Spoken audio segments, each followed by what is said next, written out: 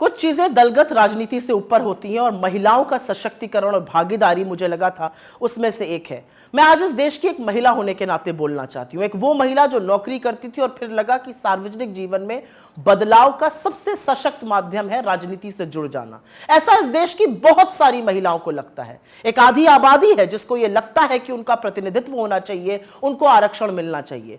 तो जब मोदी सरकार ने विमेंस रिजर्वेशन बिल की, महिला आरक्षण की बात की, तो हम प्रफुल्लित हो उठे। हमें लगा चलो जो काम हमने शुरू किया था, जिसकी ओरिजिनल शिल्पकार यूपीए की सरकार श्रीमती सोनिया गांधी थी, हमने राज्यसभा में बिल पारित कराया था, अब वो क्रियान्वित होगा। लेकिन अब पता चला कि मोदी जी की नीति और नियत दोनों में खोट है। आज भी महिला आरक्षण पर किंतु परंतु अपितु से पूरा बिल भरा पड़ा है।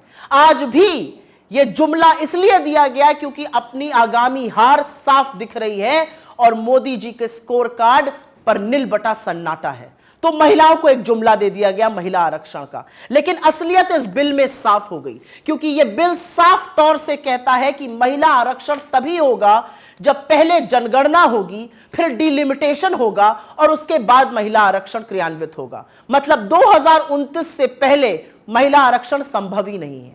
जिन लोगों को लग रहा था कि 2024 में 10 साल सत्ता चलाने के बाद मोदी जी एक काम तो अच्छा कर जाएंगे, उनको भी ठग लिया मोदी जी ने। आज इस देश की महिलाएं अपने आप को ठगा महसूस कर रही हैं, क्योंकि डिलिमिटेशन, जनगणना होते होते 2029 तक ही यह संभव हो पाएगा।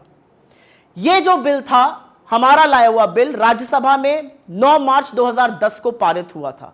अगर आपकी नीति और नियत साफ होती तो आप उसी बिल को लोकसभा में लाते, बिना कंडीशन के उसको पास कराते और महिला आरक्षण एक रियलिटी बनता। लेकिन असलियत यह है कि आपने महिला आरक्षण के नाम पर भी देश की आधी आबादी को एक जुमला थमा दिया। बहुत कुछ कहने से ज्यादा एक ही चीज कहना चाहती हूं आज। अगर आपकी नीति साफ है तो आपको फिर से जाकर वही काम करना चाहिए जो हमने किया था।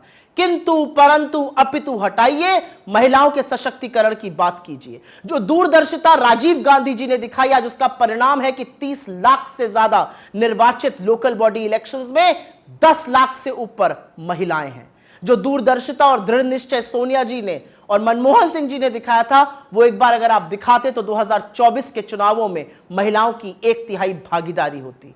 लेकिन अब जो आपने किया है वो एक इवेंट था, वो जुमला था। आपको नए सदन में जाना था, एक बड़ा इवेंट करना था, और बड़े इवेंट को करने के बाद निकला क्या? खोदा पहाड़ और निकली चूहिया। खोदा पहाड़ और पता चला 2024 में नहीं, ये तो 2029 में शायद संभव हो पाएगा। अगर आप चाहते तो आप जनगणना 2020 से 23 के बीच में करा सकते थे। सब कुछ हुआ लेकिन जनगणना नहीं हुई। फिर भी आपने जनगणना को और डिलिमिटेशन को एक क्राइटेरिया बनाया। तो देश की महिलाएं आपसे आज सवाल पूछ रही हैं कि अपने जुमलों का शिकार आपने इस देश की आधी आबादी को भी बना दिया।